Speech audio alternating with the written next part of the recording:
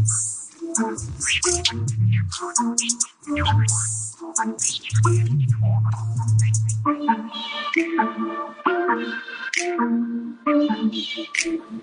welcome to Optimize Your Body with Martin Silva, where we talk raw, uncut facts to truly help you optimize your body. By the way, I'm recording it now, but whatever, man. I can, if the listener, if we start talking about stuff which we don't really want people to hear, I'll just cut it out. We started. Yeah, rolling, mate. So, yeah, what's going on then? Anyway, seriously, what was I going to say? You off work today? How come you dressed like a criminal? I was dressed pretty sharp. Going to snap back. You are, mate, to be honest. What, you wear that to the gym or? A grey prison t-shirt. And I just wear it around when I just, my hair's looking a bit messy and I need for the barber. You're looking like a proper American now, mate, I think, for real. Like. As long as my accent doesn't change. I actually have to do lessons on a neutral American accent, so I'm going to be starting that soon as well for like commercial acting. Right. Okay. So I'm hoping not to lose my British one, but we'll see. Yeah, man, I was going to say...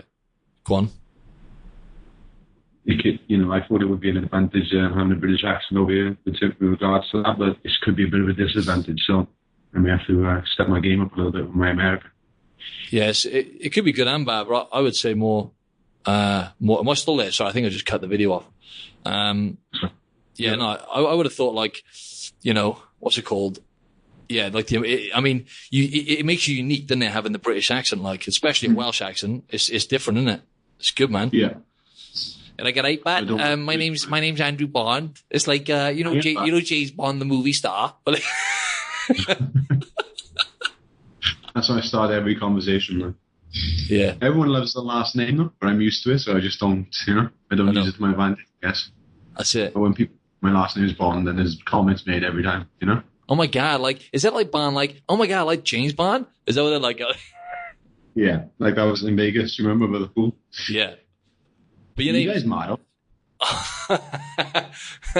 Oh my God, you guys totally work out. No, but what are we saying then, seriously? Yeah, so how are you getting on anyway with the modeling stuff, man? With Wilhelmina? Any movement? It's pretty good, man. I've been in a magazine or two lately, so nice, bro. It's been exciting. I'm still obviously want more, but it's a work in progress, I guess. It's I'm booking a lot of test shoots this month. In a way, a test shoot is where you go and work with a photographer and do different type of looks, I guess, clothing looks, commercial, fitness, nice. Just to build up your portfolio. Yeah. And just improve your confidence behind the camera. Because it's all relatively new to me, so I'm still learning, going through the process. Yeah, of course. Hoping to get a big shoot soon. If I can get a Nike, Adidas or something like that, that'd be awesome, Yeah. I kind of take it as a blessing. Last year, I just thought this wasn't going to happen. Got signed to Wilhelmina, and I've had opportunities ever since. So I'm happy that I've actually come to New York and I've landed a job or two, mate. That's definitely a goal of mine. Mate, that's good goal, man. Well, look at where you were though, mate. You got to look. What's that quote, man? It's one of my new Instagram posts, actually, mate. I forgot it. What am I like? No, I was gonna say, yeah, Silva models. Remember that, mate? I came over there just for the listeners. I came over there, obviously, and then got a bit excited, landed that modeling contract, and then I was going to move out there. I was going to move out to New York.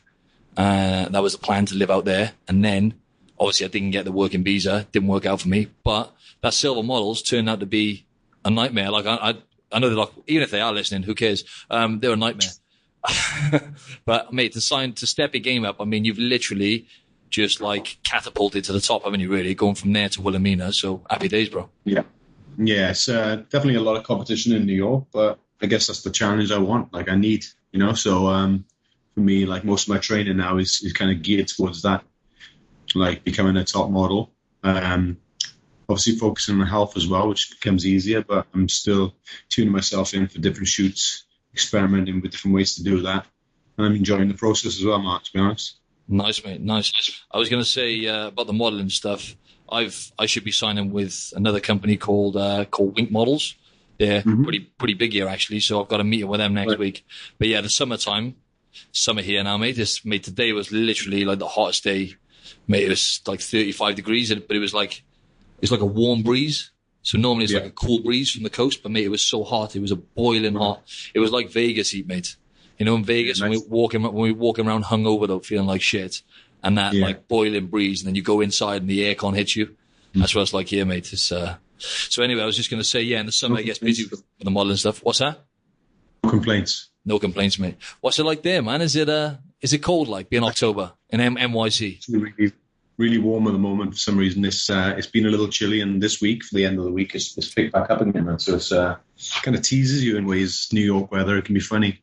Like, I'm not going to complain about any hot weather, man, because I know I've complained about the winter here before, but it's something you can't get used to. Like, it's a biting cold. Yeah, exactly. Like, you can wrap up as warm as you want, and it gets you every time. The snow comes, and it's hard to walk around. It'd be easier if you were just driving in the car all the time, but unfortunately, you've got to go to work on the train. You've got to walk 15, 20 minutes as well, so it's a tough old slog of winter. So I kind of forget about it during summertime, because summertime is so nice. Springtime's so nice, and then when winter hits, it's a killer, honestly. Mate, do you know what though? I went home, and I went home for like 11 days. So obviously me and Andr are both from Wales. So I went back to Cardiff. I was only there for like 9 days. But like it was long enough. I could have done longer. I obviously wanted to spend more time with my family and friends.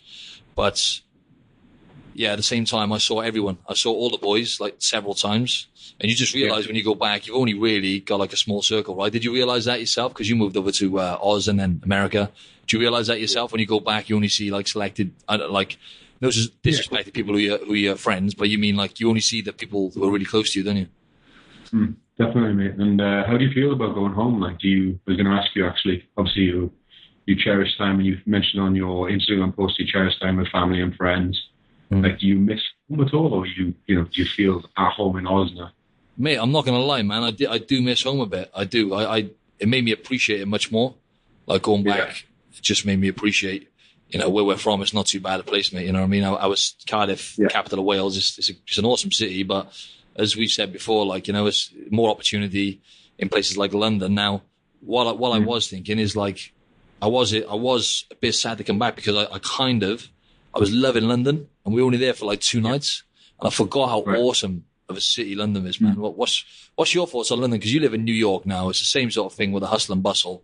Like, I love, mates, like, that's one thing that I think, no disrespect to Sydney, like, it's amazing, mate, but it's more like, it's huge. It's more like a big town. Like, the city's not, it's not like as dense as London and New York. No, mate. Like, do you know that? Like, some people hate it, right? But you must like it, bro. You've lived there for like, what, how long? It's probably coming up to 5 years now. It's definitely when it can get exhausting when you live in a city like this. I'm not going to lie to you. Like, you're hustling all the time. You're on the go. You're going to work. You're traveling to different clients. You're up early. You're home late. You're trying to get different things going, like modeling and your career. But you definitely miss it when you leave. That's the biggest thing I could say. Like, you may be exhausted. You kind of over it. When you take a little break, you go on vacation or you go to see your family. Then you come back and you land, you're like, right, we're going to hit this hard again. The energy is there. You feel good about it. With regards to London, I haven't spent like a great amount of time there, but I'll be going there over Christmas time. Nice. You're going there this Christmas, yeah? Well, I will. I'll be staying there probably a night with a cousin. Nice. I'll go back home nights. You got a cousin? You got a cousin in London, yeah? Yeah. So with the kids, so we'll go and see them as well. We'll just see kind of what the vibe is like there. Like, if I was to leave New York and go back to the UK, I'd probably have to live in a big city because of the energy and the violence, I think like Australia, I think it's just that the attitude towards work isn't quite as high in that regard. It's kind of like, it's more chill, right? So probably having a lot of energy, and people I wouldn't say they don't value, but they don't put as much emphasis on work as they probably would in New York, especially out in London. So that's probably why you feel that there. You've got beaches there, so it's probably more of a laid-back attitude. Oh, yeah, that's it. Yes and no, really. Like, yeah, you are right, but obviously it depends what part you live in. But yeah, no, totally right, though. If you compare, like, Sydney as a city, like I said earlier, it's just nowhere near as much energy. Like, I love it. There's lots of energy here, but, like, for example, not that I go out partying and stuff like that, but when we were in New York, we went to a few like rooftop bars and that in the nights. And like there was people, we stayed in Shoreditch. There was people just on like 4 a.m. We got home like 4 a.m. Mate, the streets were rammed. It was like kicking. Yeah. In Sydney, the lockout law, they have a lockout law because there was loads of violence in that. So like 1:30 a.m., 1:30 a.m. Basically all the clubs closed. But yeah, as you say, like when it comes to business and like work, I find it hard, mate, living right next to the beach. Like it's always like, I never thought it would be, but there's always distractions. You know what I mean? But I'm still getting shit done. But like in terms of the opportunity, like for example, with the modeling now, I'm hoping to just make some progress now. But, you know, you have got Wilhelmina here, but, it's not on the scale of New York. Obviously, that's why when I was in London, like I missed the culture. I missed British culture, which I never thought I would, you know, and I like the history and all that kind of stuff. Like you haven't got, I'm just knocking Australia here. My people listening to this now. Like, there's loads of people I know listening to it. I'm going to stop there. I love it, really, but yeah. No, I understand that. And how do you feel about, like, it may be different, but definitely like banter-wise, like with your boys back home when you're having the crack and that. Probably a little, I don't know, if this is, but I guess Australia is kind of a similar sense of humor, right? That's right, mate, yeah. I find Americans are weird, though, in that sense. Like, I'm knocking all the nationalities here. Jesus Christ. Now, what I mean by that is Americans are cool, but what's it called? Like, it's just different banter, different humor, right? So, for example, like, they give you a lot of compliments. I remember in America, like, they give you much more compliments and stuff than places like Australia and Britain. Australia and Britain are quite similar in that sense, where, like, the banter is quite cold, like, you know how it is, mate. You know what we're like, us laws, mate. We just lay into each other. Like, we just go to the town. Like, what I found is with Americans, like, for example, I was in the gym, you were training at, and I remember this American guy, what's your mate's name again? The runner, the model and runner? Or is it? TJ. He comes over and he's like, nice shirt, man. And I was like, I was a bit taken back. So I was like, you know, guys don't come up to you and say that in Britain and Australia, you know what I mean? Like, I was like, oh, nice one, mate. You know what I mean? It's like, it's just different. A little bit gay, but you know what I mean? No, I'm kidding. But yeah, there's different personalities, I guess. You're like, regards to, I guess sarcasm is the biggest thing. We're pretty sarcastic, right, as Brits. So we'll say probably the wrong thing when you're in America. Yeah. Might take it the wrong way. So I guess you have to be a little bit more careful with what you say, especially when it's in like a political climate where it's a little bit crazy right now with, Donald Trump taking over and everyone has opinions and there's a big divide. So you do need to be more careful about how you speak to people and I guess clients and things like that. But you do get, like, I'd say there are certain amount of friends and clients that do have that kind of British sense of humor or watch British shows, so they understand where you're coming from and there's no nastiness in your comments, you know. But I don't know how Aussies are probably similar to British, I guess, in some regards. Yeah, you're right though. There, like, not quite on the level of Brits. Like, I know that's why I was saying, like, I miss British culture and humor because we are a different breed in that sense. Yeah. Like, oh man, Welsh humor is different as well, right? Yeah, it is, man. It is. But like with Kim, for example, my girlfriend, she has got lots of British mates, and her humor is literally like lays into you. You know what I mean? Like, for example, like, I don't know, when I eat, bro, I always have like a bit of, I always have a bit of food in my teeth, so I have to like floss afterwards. Like after every meal, mate, like she'll pick up on it straight away. She'll go, look, you got black rice in your teeth again, you mess, can't take you anywhere. You know what I mean? That kind of stuff. With the blue block of glasses as well. I know, mate. I had them. Oh, where'd I put them? Yeah. I had them on them when I answered the door. I just leave them on just to annoy her. How do you find those anyway? Mates, I mean, they're not for everyone, like, you know what I mean? You have to take a screenshot, mate, and I'll put this as the promotion pitch. The listeners can't see it. Make sure I'm on large screens so you can see how much of a chump I look like. So, if you're not aware of what the glass is, if you're exposed to like blue light, well, it's a lovely picture there, mate. I might as well put this on my story, yeah. So I know, man, that's like, so why would you wear absolute idiot. What's that, mate? Tell the listeners why you wear them. Oh yeah, okay. So blue light blockers, they block blue light, right? That's what they do. so basically, I'm joking. I'm being sarcastic. What's it called? They block. So when you watch like TV and any screen activity, any electrical activity, so whether you're looking at your phone or you're looking at a computer screen, Basically that blue light destroys your melatonin, right, in your brain. So that's the hormone that helps you sleep.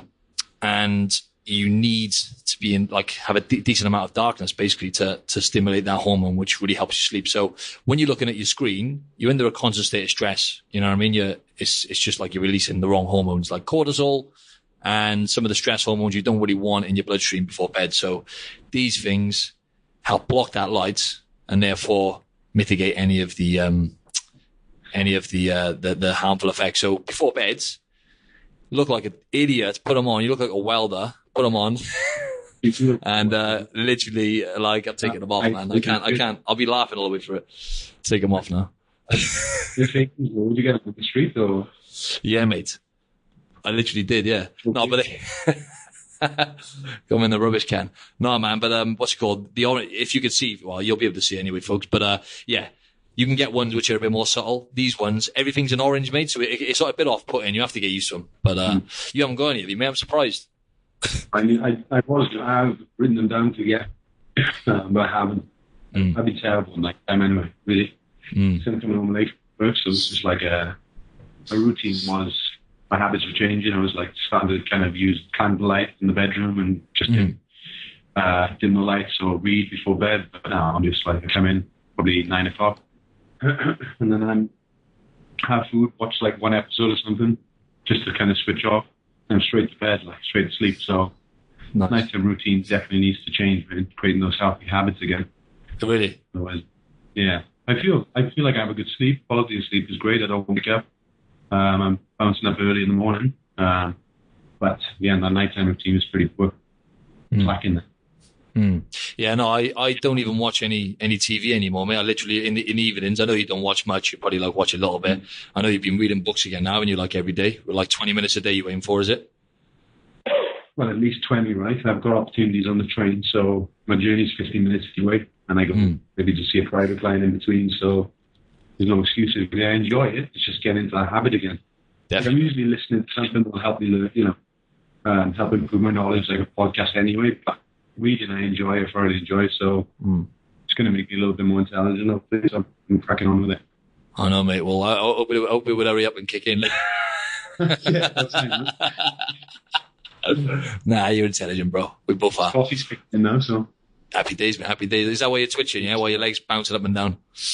Well, are you sure it's just coffee you've had there and nothing else, mate, right? I don't know. You seem a bit like, I don't know. Dunkin' Donuts, mate. There's a, excuse me, I got a bit of a cough. There's a 24-hour Dunkin' Donuts down the street, so if you're a fatty like me, it's ideal. I remember that place. Is that just over the bridge, or is that actually on your road, like? It's literally on the road, yeah. That's a recipe for disaster. Oh, mate, what were those? Oh, yeah, we were talking. I don't know if we were on air then, actually, when we were talking about the pizzas and that. Remember those donuts from the place called Dough? I'll never forget. The place was called Dough, wasn't it? I used to have those every week on stage. Oh, mate, they were the biggest donuts ever. What is that about America? It's like the system's set up to fail, right? Like, I know everyone's obese nowadays, like, but like again, wow. I really am going into people today, aren't I? No, everyone's obese in like in those countries like Australia, Australia, UK and US, like these westernized countries, we have a pretty high obesity rate, but it's a global thing now. It's all over every continent. Like, it's crazy. But I was just going to say in America, mate, like the portions and that and the thing is, we're programmed, most of us are like me and you are world's worst for this, right? We're programmed. If there's food in front of us, we'll eat it all, right? It's not even questionable. Like, you know what I mean? I think that stems from childhood. Like I remember, I'm not sure, it's like my grandmother was from Italy. So during the war, taking you back to the war days now. Right? That's all good, mate. Go on. I'm sure she suffered at the hands of the Germans. They pretty much starved the town where she grew up when they left. Really? So the attitude, I guess, was to eat everything on your plate. So that kind of gets passed down from generation to generation. So I remember my mother would say, finish your plate. So when I have food in front of me now, it's very difficult when I am full, not just to leave it for another time. So I'm trying to eat everything on my plate. That kind of stems from when I was growing up. So certainly things that we have or we've seen in our past or done in our past affect us now. Absolutely, mate. Yeah. And she's from Naples, wasn't she? Is Naples, it is Naples, isn't it? Is that like north or south? South. South, yeah. That's where the poverty was, wasn't it? Like big time. Yeah, like north, they're more agricultural, like kind of up north than they, and down south, like Sicily and all that is even further down in the island. But yeah, I've heard. Can you imagine though, the World War, like, it's totally understandable, isn't it? Like, I mean, come on, like, really, like, wasting food.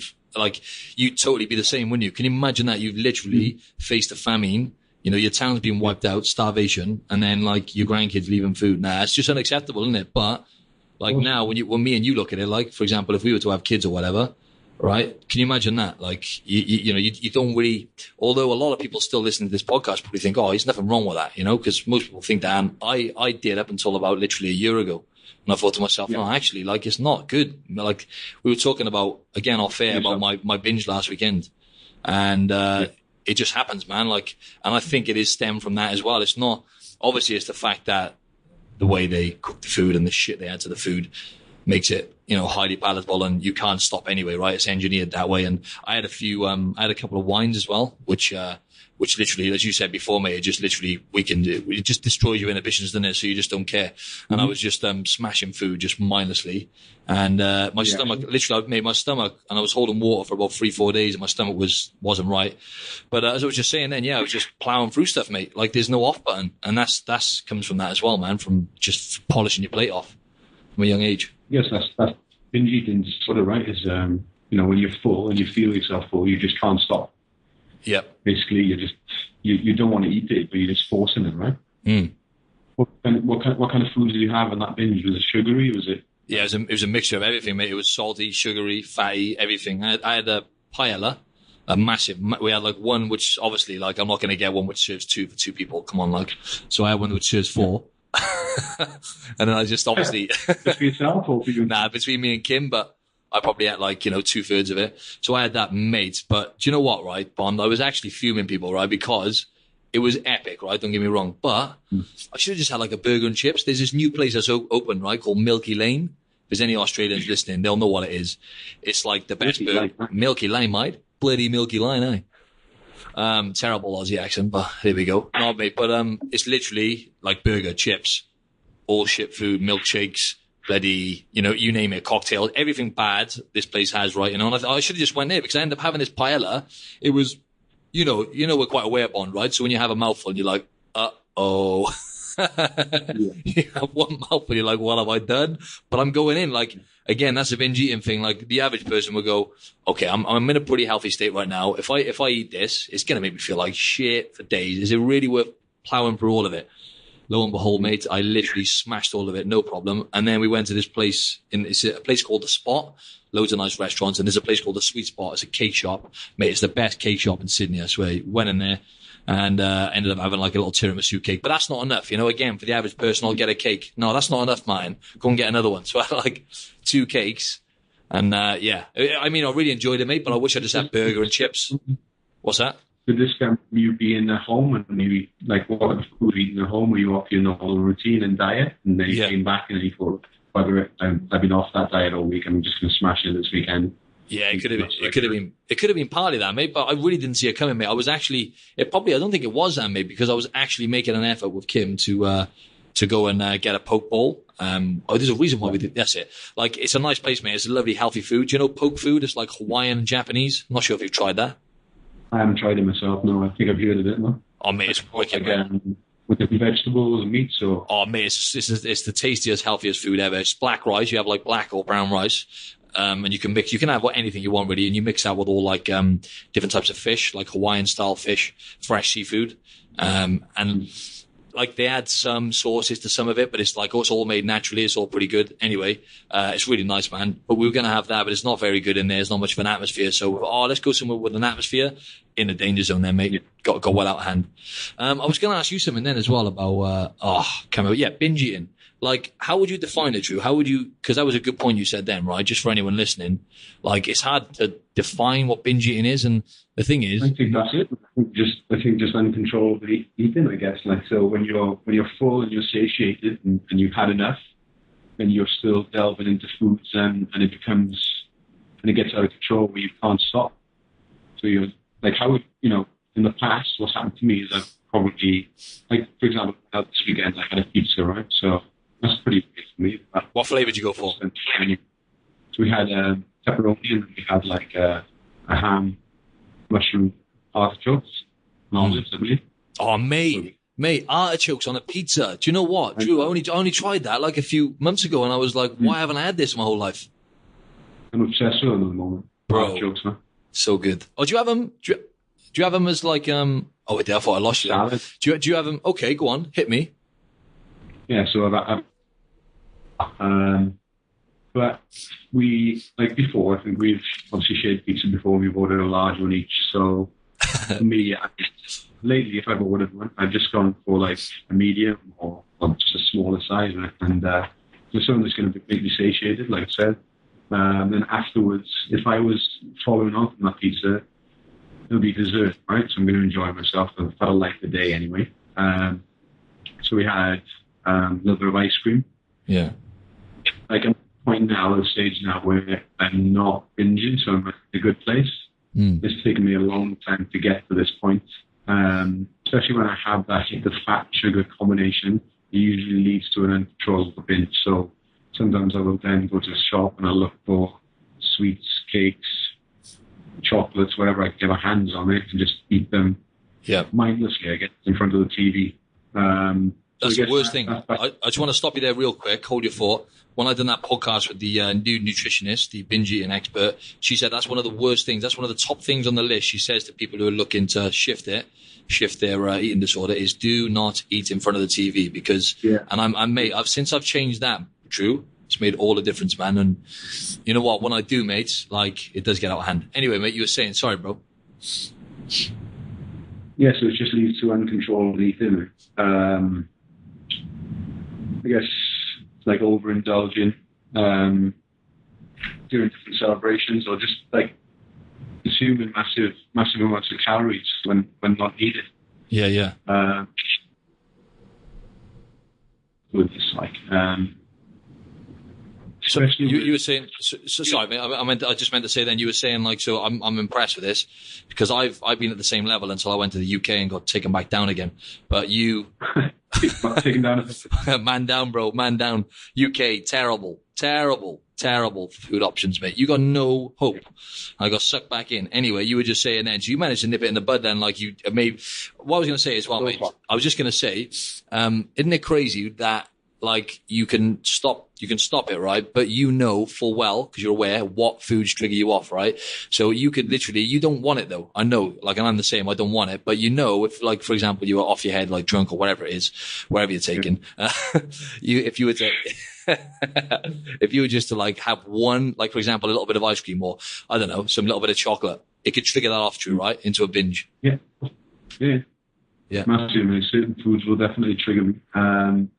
Usually foods with sugar, sweeteners, things like that, they are my trigger foods. So I tend not to have those in the house. Explain to the listeners what sweeteners in what foods. Like, not necessarily the actual sweetener, but what food? It can be, what type of foods that trigger me? Yeah, like if you've like foods with sweeteners in, like protein bars, or what would it be? Protein bars, amino acids if I was still taking supplements, pre-workout, Diet Coke maybe. Yeah.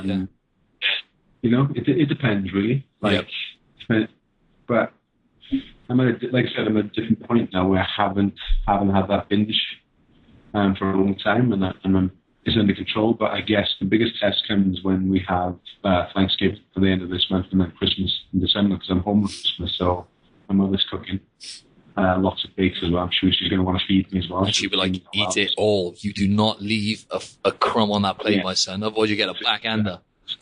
Forcibly, the Italian mother, right? So yeah, she's like, mamma mia, it must be my domino, eh?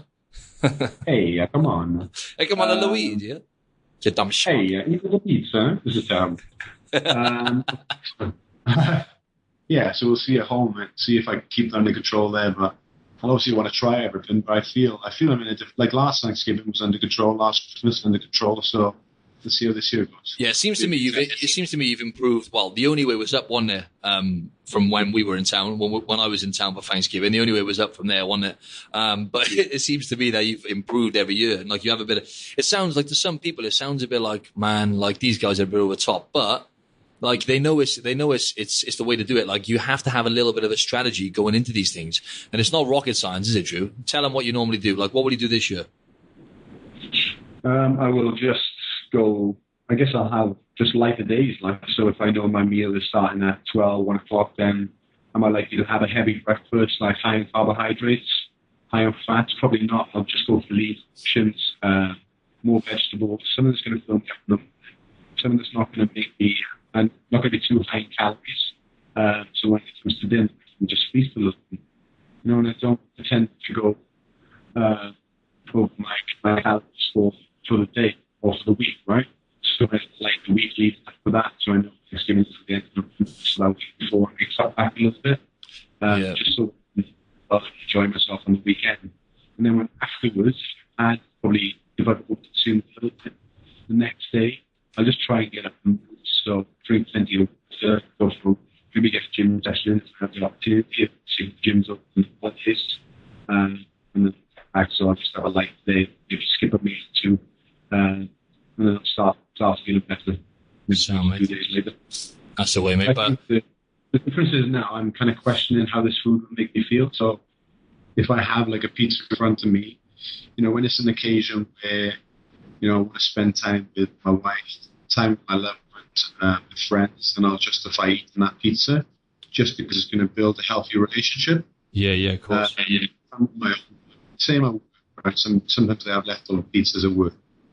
You know, people say, do you want pizza? And I guess they can tease me sometimes, but I'll think about it. Is it really worth me eating that pizza right now? It's going to make me feel terrible. I'm going to have poor sleep. I'm going to feel groggy. I'm going to feel bloated. You know, I'm not going to probably get a good training session the next day. I have a goal for in 2 to 4 weeks' time. That's going to benefit me in any way. That's right, so I'm just summing up the options and seeing what works best for me now, you know? So it's going to be good to me. Better off going home to have a good home-cooked meal, whole natural foods, continuing my progress, chase my goals, chase my dreams. What I'm going to have this pizza now, which is going to give me temporary satisfaction, but really, is it that enjoyable, you know? Exactly, mate. It's mad though, isn't it? Because we're constantly, unfortunately, the internet went a bit funny then. You were dropping some knowledge bombs, and I couldn't really hear you much on mine. Then that was annoying, but hopefully it'll come through a bit better for the listeners. But no, I was just going to say how it's we're constantly bargaining with ourselves, isn't it? Isn't that crazy? Like, because when it comes to food and stuff, like you were just saying then, like if you literally, folks, like I'm still battling with this now, like with anything. It's not just food; it's just abstinence in general, right? When you're kind of being disciplined, not actually partaking in these short-term pleasures, which, you know, in reality give you a little rush of happiness and dopamine and euphoria, whatever it is, you know, long-term it's not doing you any favors, right? So you're constantly bargaining with, you know, your present self with your future self.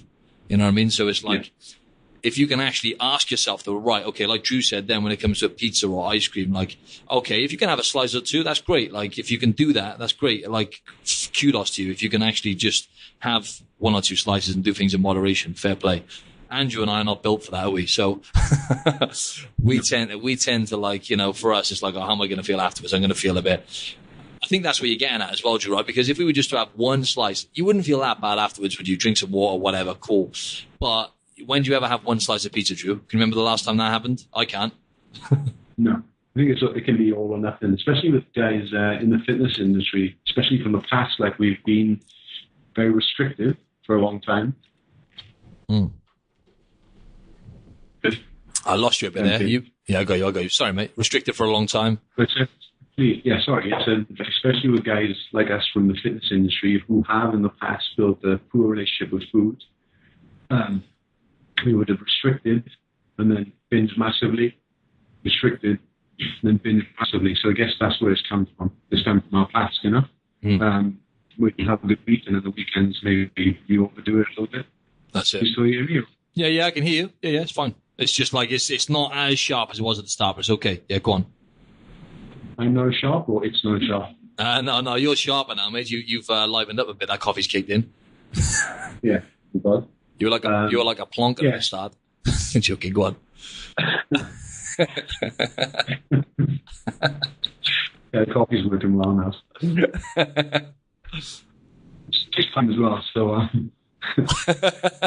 nobody can see you on the screen there, so it takes time to get to a point where you're in a better state of mind. So again, as if you're someone who's new to fitness and wellness, don't expect everything to happen overnight. We still have, like Martin and myself, still have these constant battles. We're still trying to create habits will help us over time. So don't beat yourself up if things do occur, like Martin had a recent binge. You just need to get yourself back in check the next day and have a good week, and then you'll reverse it quite easily. Yeah? Absolutely. And you can literally apply it to anything. Like right now, like I think me and you are in the same boat now, where we've, you've got to tick off each area of your life, and you have got to evaluate sometimes.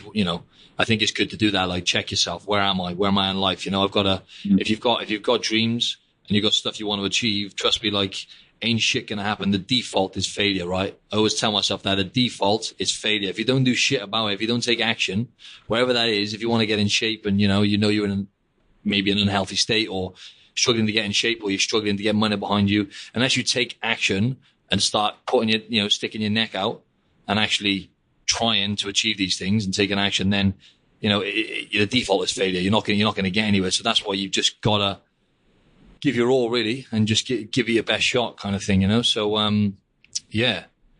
Where was I going with that then? I was going to go off on one, then and I lost my mojo. Awkward. I definitely agree with what you're saying there. I think we're kind of, especially our age and a little younger, we're kind of playing that victim mentality right now, right, where we expect everything to happen for us. We can play, we move, we're in the work. So we're not willing to working, then we're never going to get anywhere, right, with our business or modeling. So definitely. It's easy to look outside at Instagram and see people who are relatively successful. Sometimes it's fake, sometimes it's not. But you've got to understand that they're not overnight successes. They've put the graft in. They've been working behind the scenes, working on their trade, and that's why they are that's why they are a success. Absolutely. It takes time to tell myself when it comes to our online business, my career, modeling. If I'm not willing to put the work in, then I'm going to be sat here in 5-10 years' time saying the same old thing. Absolutely. Sorry. That's it, mate. I had this chat. I had my last guest was an awesome. Did you listen to the Order of Man podcast with the Ryan Mishler guy? Have you listened to that yet? Or no, I haven't yet. Yeah, check it out, man. It was good because he was talking about that. He's a very successful guy, and he was just saying there's nothing pretty about it. There's nothing pretty about it. It's going to be tough. You have to grind, to get that fulfillment at the end of your life and actually have the purpose in your life and create freedom. You have to put the work in, but it's not really rocket science. It's about putting one foot in front of the other. But he was saying, which was interesting, I think with me and you, work ethic isn't the problem. I think, we've only worked harder and harder I think we do put the work in, but it's a case of doing it smart and actually analyzing and taking a step back. And I think it's those kind of people who, yes, they put the work in, but they're very strategic about it. They're very clever, very smart. They learn off the best people, the best kind of people. Like me and you have been doing that, obviously. But, if people listening now, you've got to really learn if there's something you're trying to achieve, like, for example, getting in shape. You need to listen to experts like me and Andrew. If there's anything you want to achieve, you have got to listen and look up and actually mimic what those people are doing. Like if there's someone who's doing something, for example, people who hate on people, I'm going off on it a little bit now. When people say anything bad about someone, that's normally a deflection of what you're feeling. So it's normally the reason you're saying that is because that person has something you want, right? That's what it is, basically. That person has something you want. So like Andrew was saying then, sitting there and complaining about it and saying, oh yeah, but this happened, that happened. It doesn't matter. Like that person, one way or another, there's the, the kind of rare occasions where there's someone who's had it on a silver platter, but generally people who've really put the work in and got to a decent point in their life. And for me, it's like we had this episode before, like how do you define success, right? So the problem is that the world we live in nowadays, success it's not a problem. Everyone's motivated by different things, but success is looked at as how much money have you got and what have you accumulated in your life for a lot of people. And a lot of that's been kind of expanded it's kind of been multiplied with social media and stuff. So with social media, that you look at it and it's like a fake world, right? You're looking and there's people doing this, that and the other.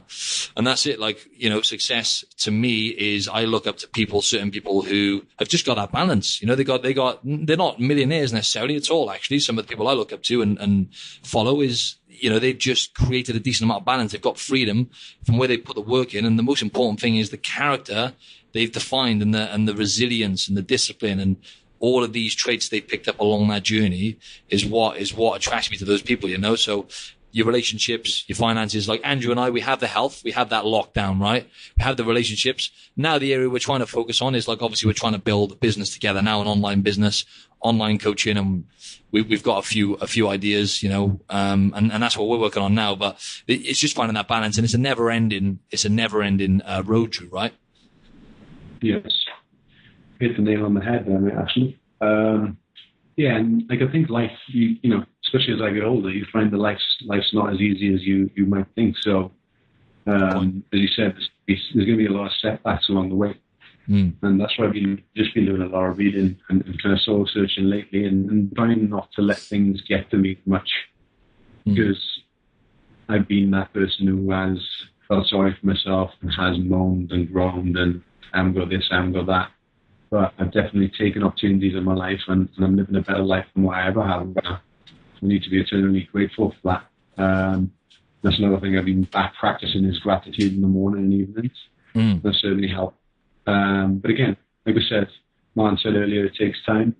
We're not perfect either. We're at a point with our health and relationships where we're in a good state of mind. But we're still working on those habits that we had in the past. They slip. We bring them back. They slip. So that's again with your health and fitness journey. Give yourself some time. And everyone wants everything in within 3 to 4 weeks, and things aren't working out. They give up, or they change, or they're not consistent with the same plan, same routine, and that's why they never get anywhere. That's it, man. There's a fine line in it because, like you and I as well, I know right now we could be doing more. I know we could, right? but it's like it's a fine line between like we're both like always underachieving, right? So we're like high achiever syndrome, whatever it's called, right? Without blowing our trumpets, we're quite ambitious. And I know a lot of people listening to this are going to be ambitious because they're already, trying to grow by listening to podcasts. So, and that's actually been proven. People who listen to podcasts are generally more driven people. Anyway, ambitious people, we're always underachieving. So I always try and check myself sometimes, and I have to, like, for example, at the end of the day, I'll normally pick out 3 things which I've done in the day, because by the end of the day, I don't know about you, Andrew, but I always feel like, fuck, I haven't done enough. Like every single day, it's like I haven't really, like, shit, I should have done. Always a few things slip through the net. I don't know about you, but those things are not really that important. A lot of the time, it does happen that where I procrastinated and I haven't done the important things. But most of the time now I do get the important things done most of the time, not always. But I think regardless, you've got to be aware that, like, if you're ambitious and you're driven, a lot of the time you're going to feel like you're underachieving. So you need to say, okay, I've done these 3 things. For example, I could look back on my day today and go, I went to see the accountant. I've done that, ticked off my list. That was important. I had a tax bill to pay.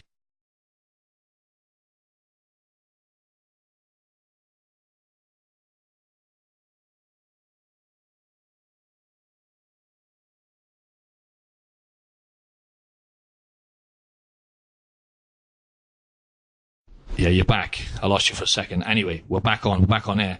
Just saying then, it's important, folks. Like, for example, at the end of the day, I'll look back, I'll go, right, okay, what did I do that was important? I went to see the accountant. That was very important. I had a tax bill, which I was trying to get out of.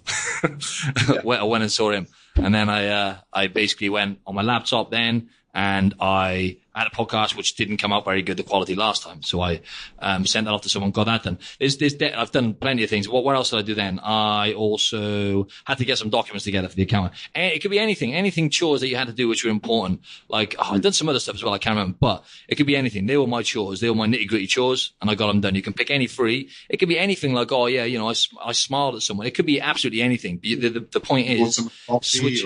Exactly. Nice, That's exactly right. It's just switching your mindset, yeah? I think the worst thing is letting these kind of tasks, trivial tasks, build up, right? Pile up, right? So it just gets stressful. Definitely. And depressed, really. Yeah, it does. You need to let it up. And it just becomes a pain in the ass. I do that every week, though, Drew. I'm not going to put it straight to the listeners. I do that every week. But the thing is with me, I make lists of things. I don't know about you. I'll add things in my diary, but they're not always that important, right? Don't get me wrong. Sometimes there's things slip through the net, right? But, like sometimes you think, I got to do that, got to do this, got to do that. But they're not really that important. Like, you can survive without them. Do you see what I mean? Like you were saying earlier about the blue light blockers, for example. You made a note in your diary. Not that important. See what I mean? You probably put it off for months like I did. Yeah? Yeah.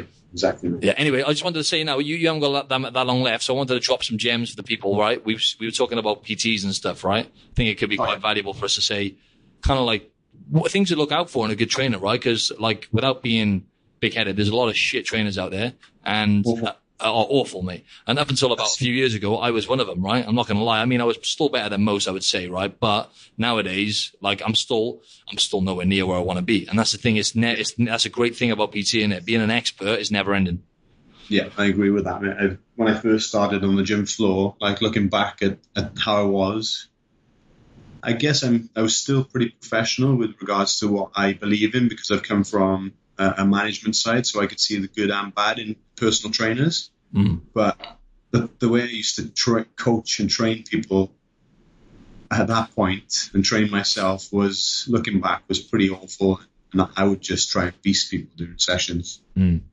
My main goal was to make someone hurt, not like hurt themselves badly, but wanted to put them through the toughest session I could find. That's it. And that's how I eat. Thing is, bro, that's what people listening to this now, and they're like thinking, oh yeah, okay, I've had a trainer, or I want a trainer, or I train hard and I enjoy pushing myself. Most people want that though, don't they? True. No, but that's the annoying thing. That's the annoying thing though, isn't it? Yeah. The funny thing is, like, I was paying no attention to, like, if they were going through a stressful period in life, or their eating habits were like, how much sleep they were getting. It was just, right, we're getting into the session. Like, am I going to put you on a high volume session today, or CrossFit session? We're going to hit this hard. Off you go. High five, out the door. Now I'm just paying more attention to body signals and how my client's feeling, and kind of evaluating and altering the session based on that.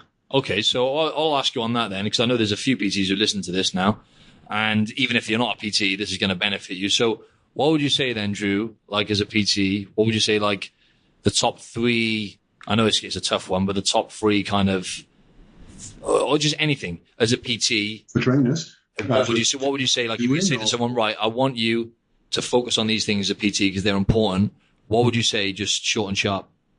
I'd say sleep first. Yeah. Well, for their clients, like for them to apply to their clients, or for anything, advice, anything, yeah. If I was given a personal trainer, so if I was telling clients to focus on certain things, I'd say sleep would be number one, right? Funnily enough, people neglect that so much. A good program, a solid program that's periodized, decreasing volume over time. Explain quickly what that is. Like, explain what a good program is, just for the listeners. Only short and sweet. Short and sweet. So just taking them through different phases, I guess. So like you may go through a strength phase for 3 to 4 weeks. When your body adapts to that, you then switch up to a hypertrophy based phase, like 8 to 12 weeks. And then you may for the last, not 8 to 12, in the next 4 weeks. Then for the final 4 weeks of your programming. So I'm just going to stop you there real quick. Yeah. Because if you're a trainer, you need to make sure that you're basically phasing the program for the client. So like Bondi was saying, every 3 or 4 weeks, you should be switching the stimulus from, say, strength to hypertrophy or whatever. And if you're someone who's looking for a trainer or is thinking about getting a trainer, then they should be doing that with you. They shouldn't just be doing willy-nilly sessions. It should be structured. And what else, Andrew? What else would you say? I guess factoring in how their movement is throughout the day. And what about water? Do you think people have issues with drinking enough water? Water is another issue. You could go into nutrition. You can delve deeply into this. Again, it's about creating, like, it's not all about like motivation. Like you say, your trainer should motivate you. Yes, maybe during the session, but motivation is short-lived. So ultimately you're looking to, rather than just motivate someone, you're looking to create those healthy habits that they can turn into a lifestyle, right? So again, implementing that with clients, right? Initial thing might be a simple win. Like if you're a nutrition coach or even a personal trainer, a simple win for you might be to work on their nighttime routine. One win. Then when they've maybe mastered that, then you can say, right, are you drinking more water? That's another win. Then 4 to 6 weeks later, how much protein are they intaking? That's another win. How much fiber are they intaking? So you need to create these habits over time, and gradually that will get easier for your client. I think when you first become a personal trainer, you kind of believe, well, not knocking on all trainers, but this is how I was. Because I did it myself, I believe that I would just hand someone a nutrition plan with the exact foods to eat, exact calories, exact macros. Say, right, there you go. Eat that this week. Then I would say, right, here's your program. I want you to do this 5 times a week. Here's that. Right, now you need to drink water. And for me, that looked easy to do because I could adhere to that simply, right? But as a client, that can be overwhelming. And for you to adhere to that from the off is not going to happen. No. Unless you work with an athlete, right? Yeah, exactly. Or someone that's a bodybuilder. They will follow it to the T. Be a normal everyday person who has the stresses of life, has work, has family, they're not going to follow that. You've got to implement those small changes, and that'll work well for them over time. Exactly. That's exactly right. So I would always say to people, like, just literally focus on the simple things. Like I always say, just say, for example, right, I want to get on this path now to fitness success. So I'm going to just do these 3 things. I'm going to invest in a Fitbit, right? I'm going to make sure I do 10,000 steps every day. It's really not hard to do, folks. Really not hard. That's probably about an hour in total, or maybe an hour and 20 of walking a day. Like in total, that's your total steps. It's really not that hard when you're more aware about it. And then I'm just going to drink some more water. I'm going to try and drink maybe 2 to 3 liters of water every day. And it's just literally, okay, so how would you go about that? You buy a Fitbit, you get some bottles of water, so you've got it in the fridge ready. And then what else would you do? Maybe I'll focus on, okay, I'll make sure I lift weights. I've got a trainer, or, you know, I'm just trying to think of something easy that I normally, anyway, I've got a trainer and I'm going to do 2 weight training sessions a week. Even if you haven't got a trainer, I'm just going to make sure I get my 2 weight training sessions in a week, just 2 a week.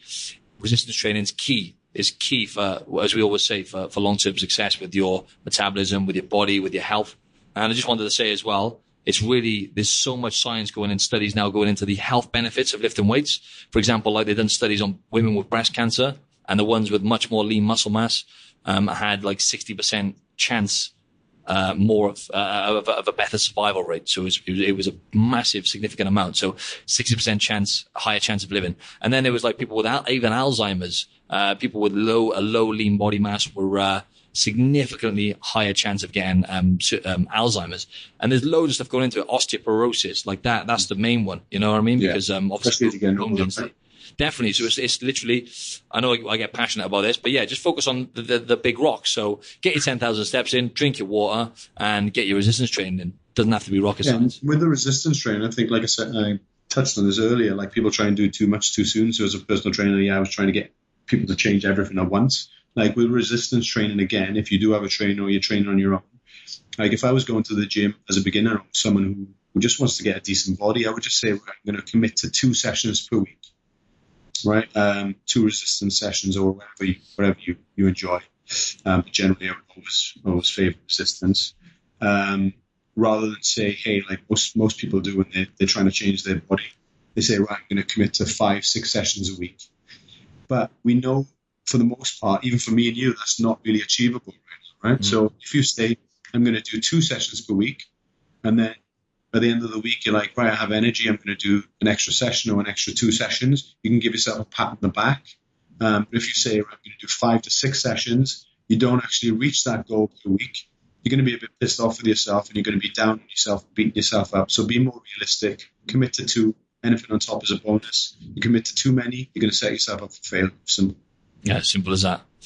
Jobs are good at, mate. Well said. What's some of the, like if you were, you know, with a personal trainer, right? If you were looking to purchase sessions from a personal trainer, like what would you say that you would go for in a trainer? Would you say, I know a lot of people will tend to lean on the side of how you look. Yep. Can you hear me? Because you're yeah, I can hear you. Sorry, mate. You know, you want to look the part. Is that necessarily one of the best indicators you're a good trainer, or no? What would you say? No, that's deceiving. That is for sure. Mm. And in fact, that could set you up for failure, because like there's a lot of people who, for example, like online coaches, yeah. Obviously, yeah. Andrew and I are going to enter that space, and you know, it's taken us a lot of time of refining our craft basically to get things right. And, you know, we still need to learn ourselves, because when you're coaching someone online, it's completely different to when you have contact with them. But I was going off on one then a bit.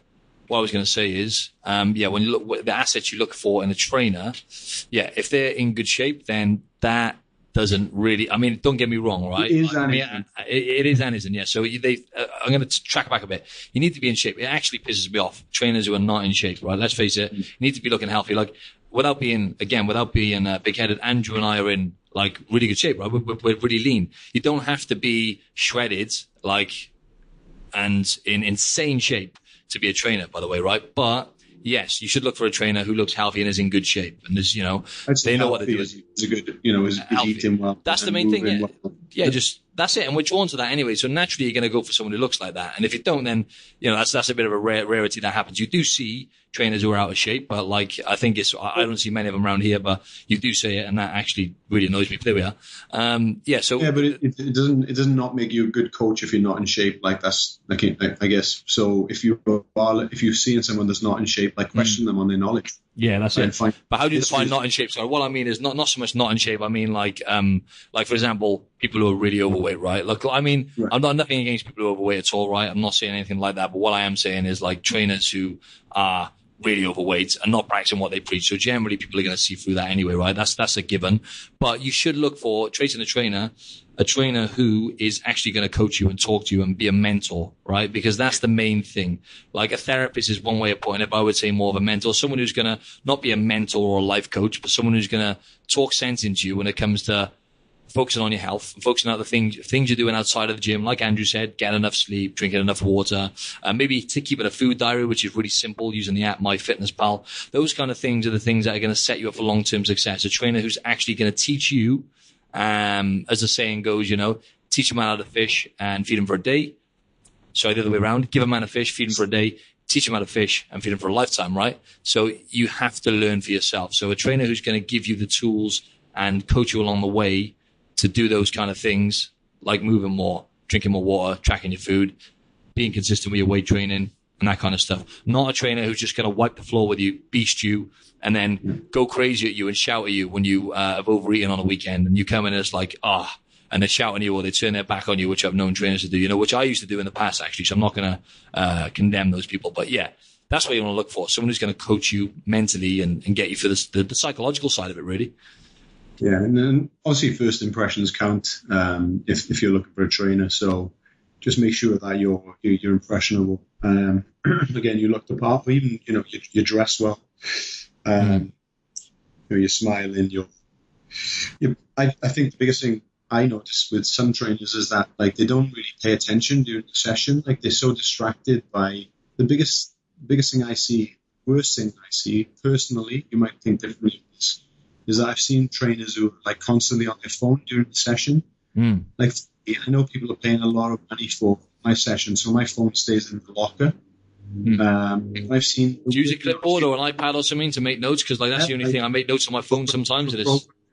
Yeah, I have iPad for programming, and I don't have the messages attached to that or anything like that, so I don't have any disturbances. Like I understand some trainers will use their phone to program as well, so there's nothing wrong with that. I've seen trainers. Like during someone's set, when they're pressing a weight or rolling weight, whatever concept it might be, they're on their phone looking at the client, and that really pisses me off. Yeah. Because people, especially in New York, people are paying a lot of money for sessions. You need to be looking at your client all the time, engaged in the actual session. Definitely, man. Otherwise, definitely. It's just poor practice, really. 100%. I agree with that, man. Interested, like.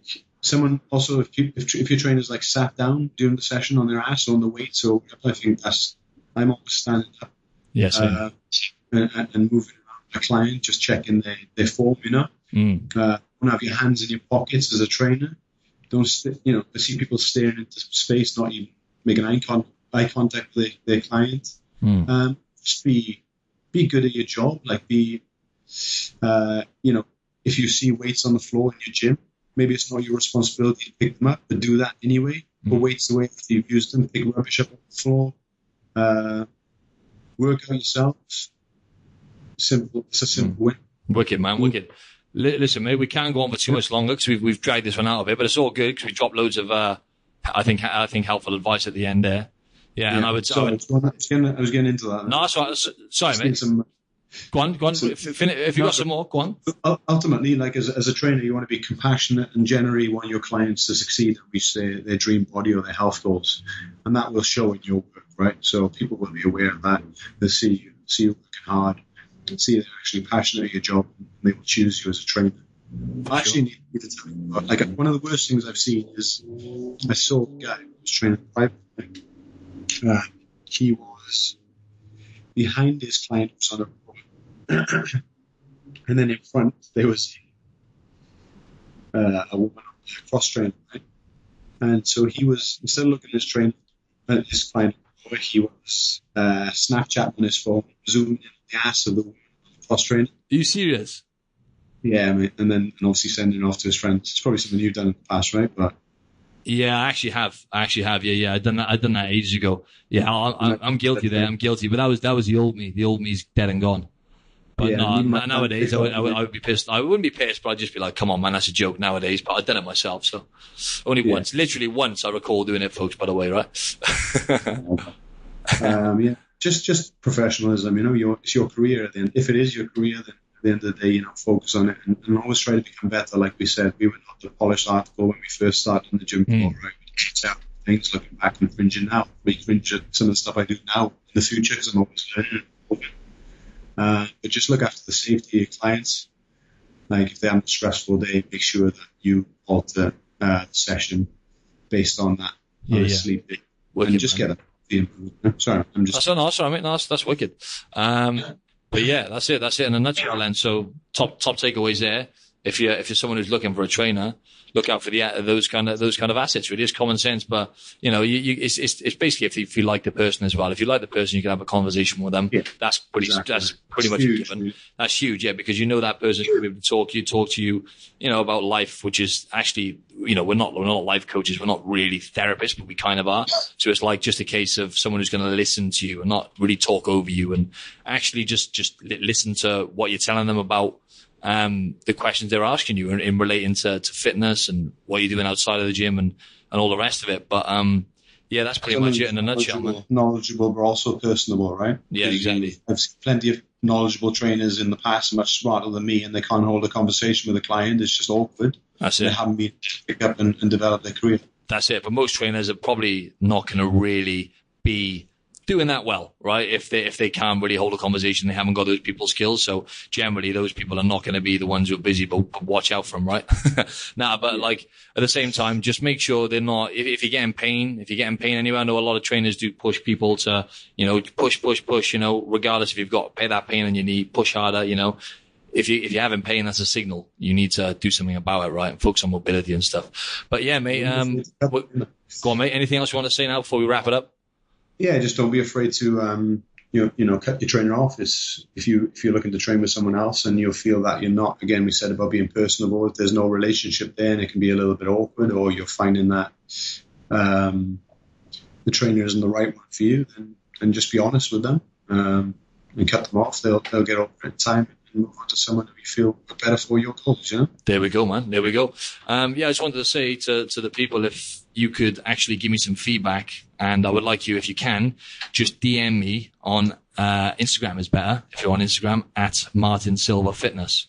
So if you can just do that, because iTunes don't make it easy to leave your feedback. So, but if you can, obviously at the same time, if you can give me a rating and review on iTunes, that's even better.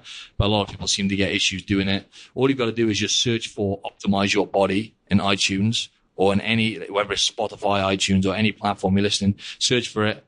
And then on iTunes, for example, search for it, scroll to the bottom, and then click on the ratings, click on give review, and then it'll bring up the options for you to do so. So if you could, that would be great. Yeah. So nice one, mate. Nice one for jumping in, mate.